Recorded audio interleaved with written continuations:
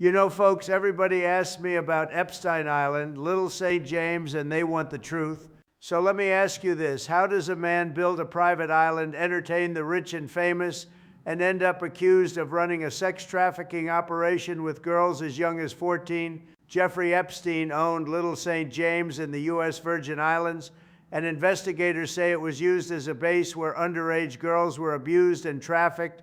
Consider the long, strange history. Epstein was first investigated in Florida after reports in 2005 and took a controversial plea deal in 2008, pleading to state prostitution charges, a deal many victims and observers call a massive miscarriage of justice because it let him avoid federal exposure for years. Why did prosecutors accept such a deal? And what does that say about power and accountability?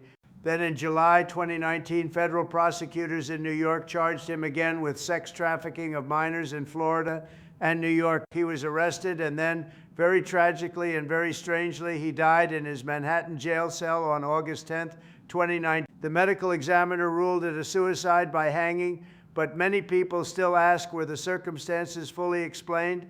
The death prompted multiple investigations and still fuels debate. What unanswered questions about jail oversight and investigations remain? His close associate, Ghislaine Maxwell, was later tried, convicted in December 2021 for sex trafficking and related counts, and sentenced. That conviction mattered because it showed others could be held accountable. But was that enough to uncover the whole network and all who may have enabled it?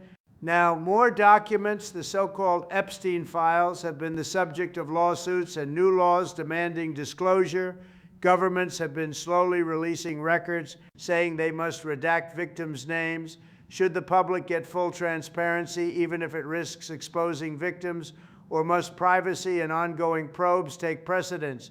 Recent releases and delays keep this story alive and contentious.